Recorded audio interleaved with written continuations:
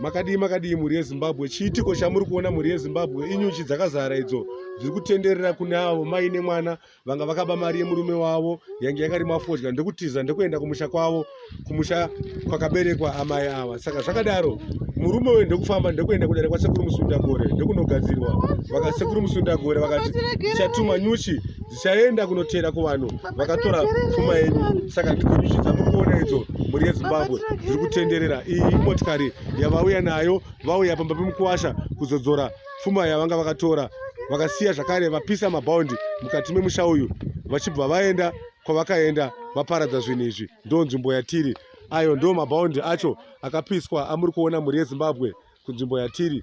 Saka zvakadaro tinganzwe zvizere kubva kuna baba vacho varidzi vemusha. Chii chakaitika baba, tiudze tinzwe.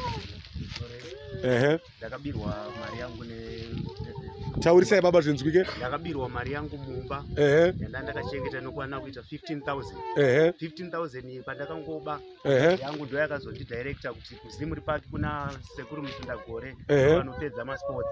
Pandakabva ndaenda kuZimuri Park Musundagore ndazoona vanhu vachisvika pandiri seni nehanzvadzi yavo vadzoka nemari iyoyo. Saka inini ndavati nyaya iyoyo haiperere pano, inoperera kwasekuru Musundagore kuZimuri Park.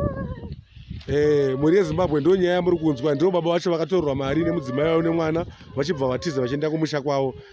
Makadi henyu ava ndiani wenyu ava? Ava ihanzvadzi yangu. Makadi henyu tete? Muri kuti kudii chiitiko chatasangana nacho zuva ranhasi icho?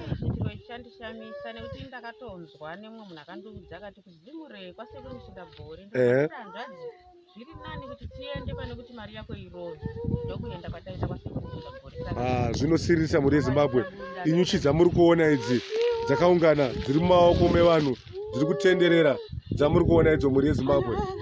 Inyuchi dzamuri kuona dzese idzo dziri kutenderera pamiri yevanhu mhuri yeZimbabwe. Zviitiko zviri kuitika zuva ranhasi kunzvimbo yatiri. Mungati kudii vagarisani vacho? Muri kuti kudii?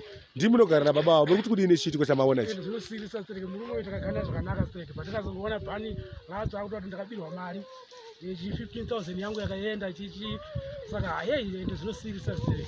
Mangamisa sereke kuti mhuri yake ingade yakambira mari semaonera makuzviita? Asikambozvifungidza kuti mhuri yake yatingafungira kuti yakambira ichi.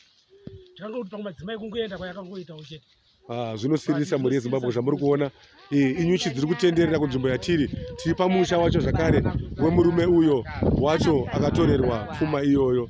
Inyuchi dzamuri kuona dziri kutenderera, inyuchi dzamuri kuona idzo dziri kutenderera, inyuchi dzamuri kuona dziri kutenderera mhuri yeZimbabwe.